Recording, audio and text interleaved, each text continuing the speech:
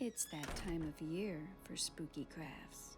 This craft requires some water, scissors, a paintbrush, glue, black paint, jars of varying sizes, and tissue paper in any color you choose.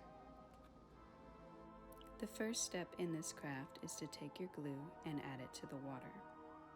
I'm sorry I did this off screen. I didn't realize you couldn't see it. The consistency should be slightly runny though. I'll show you in a minute. The next step is to take your paper and cut it into various sizes.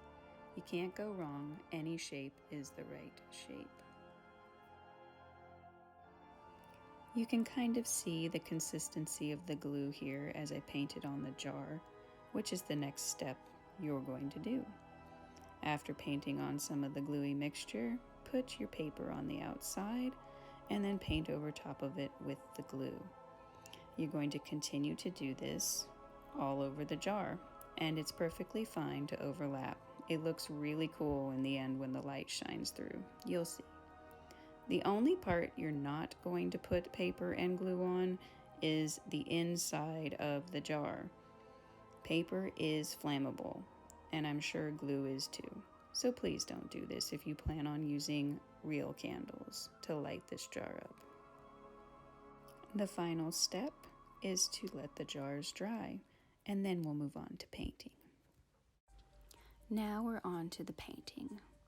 For this, I just used a regular black acrylic paint. You can buy it at any craft store. And I'm going to find the front of the jar, the best looking face, and then I'm going to paint a ghastly inspired face on this jar, if you know what Pokémon is, which I'm sure you do. And on the other, I'm going to do a Gengar, my two favorite Pokémon. You can paint anything you want on here, traditional Halloween faces, anything, designs. It's really up to you. This is just kind of fun. So just a tip, you're going to want to paint things in reverse, meaning that if you want pupils, you want to make sure you leave color there. So I kind of like to trace the outline of my design in the black paint so that I can see where I want to leave the color of the tissue paper. And then I just fill in with the black paint where I obviously don't want to see the tissue paper. This will be a little more apparent on the Gengar jar because you know how he has the big blocky teeth. Although I can't say I executed it very well, it is kind of there. You'll see in just a minute.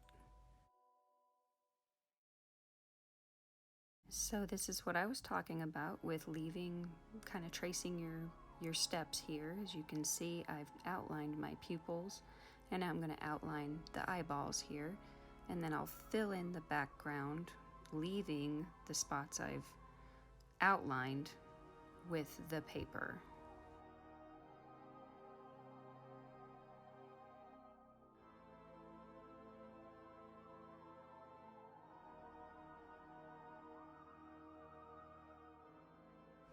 So this is the mouth part. This is gonna look a little bit weird at first because you just see me painting lines and then outlining where the mouth is going to be. But I did this so that I would not accidentally paint the whole mouth in black and forget to do my teeth. The only problem is that I did not do this very well, and this jar ends up kind of looking derpy, but that's okay. It's just for Halloween decorations. It's just something fun.